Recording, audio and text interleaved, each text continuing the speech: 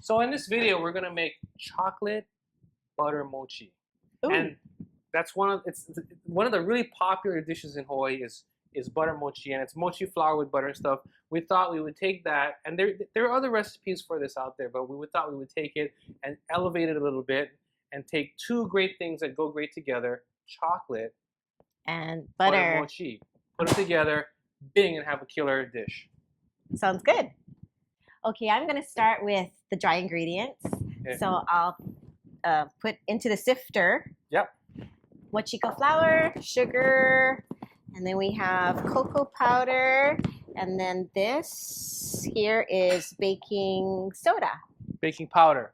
No, this baking soda. You sure? Yes. Is it really? Yes. The reason I was asking is very important. I bet you've always wondered why baking soda, baking powder. What's the difference, right? Mm. Okay, so baking soda is sodium bicarbonate, and baking powder is sodium bicarbonate with tartaric acid. And so what that does is the acid has to react with the sodium bicarbonate to make it rise. And so a recipe that only has baking soda usually has some kind of acid in it to react. In this case, it's going to be the lactic acid that's coming out of the wet ingredients that I'm getting ready to put in here.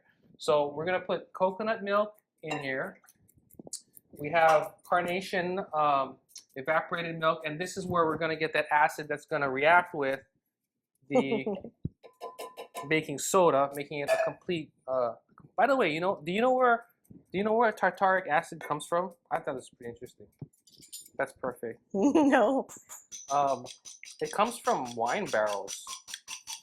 When they make red wine, one of the things that's thrown off in the process of making the wine is tartaric acid, and it's scraped off from the barrels. And really? Yeah, so anyway, that's interesting. A bit of interesting trivia or something. Okay, so I'm adding my milk. I got my 2 milks. I got my eggs in here. I'm gonna add some vanilla in here. And we already melted the butter and the chocolate chips. Correct. Let me get that in here real quick. And then we're gonna add this to the wet. Correct. Hang on for 1 second. Okay. I'm gonna stir this up and go ahead and gradually pour it in again. Scrape it.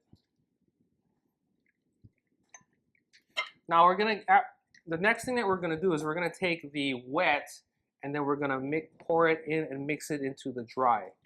And the reason you want to go wet into the dry is because if you pour the dry into the wet, what happens is big clumps of this will hit the wet, and then the liquid will surround it, and then you have a big lump. This way, going into the dry, you won't get all the lumps. Oops. Okay.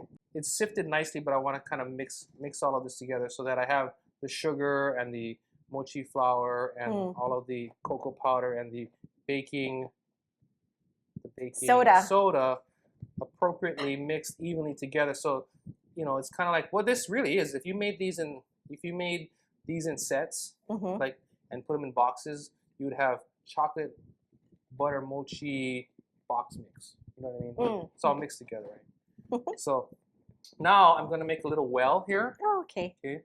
So a little cavity in there, and then I'm going to slowly start pouring this in.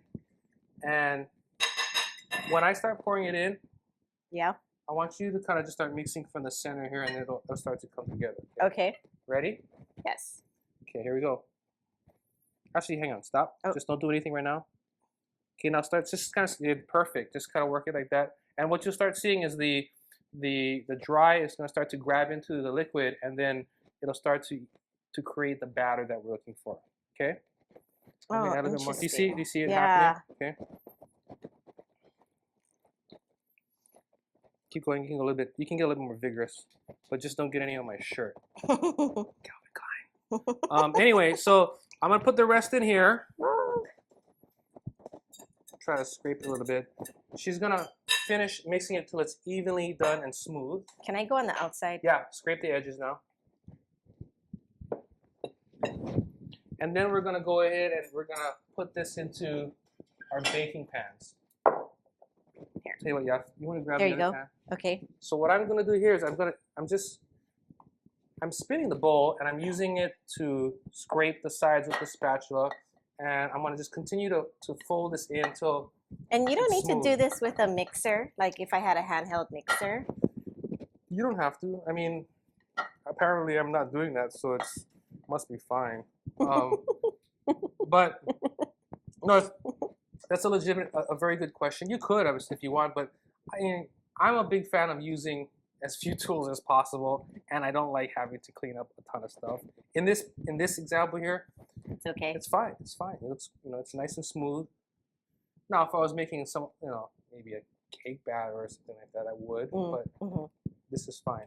Now, we have two 8x8 pans, and we're gonna do two 8x8 pans. You could do two, or you could do a One big 9x13, yeah.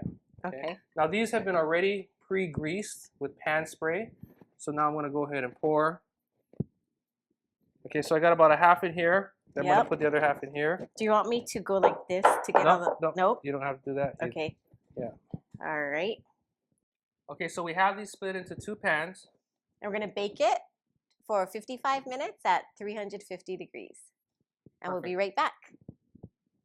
So this has been baked, and then we let it cool. It's important. One of the things that happens in baking is sometimes people make stuff and then they immediately want to go in and cut it. You really want to let it, first you want to let it cool, but part of this, the cooling process also allows the product to sort of set and the carryover cooking to stop, because when it comes out of the oven, it's still baking. Well, it's still baking, right? So you want to let it cool, let it set, and then you can go ahead and cut it. Now, I forgot to ask you, how did you know that this was done? Good question. As soon as the timer went off, I pulled it right off. Not just kidding. One of the ways you can test this is using like a, Toothpick? the toothpick or the broomstick. Chopstick too big, make a big hole. Broomstick? Chopstick, make big hole. Yeah, Toothpick. like a really, something thin that you poke in the center, comes out clean, then you're good to go. Okay. So essentially, one of the things I like to do too, and I highly recommend this, is you take some of your your mochi, and maybe the first day when it's fresh, you go ahead and use it like this because it's kind of like nice and brownie-like, and there's a nice crust on the top. But then the second day, you take the pieces and then you pan fry them in whole butter and crisp them up. Super good. It is, I'm telling you. Is it good? It's like a nice, gooey, rich, chocolatey, crusty brownie mochi thing. Chocolate butter mochi. For this great recipe and more, visit us at foodland.com.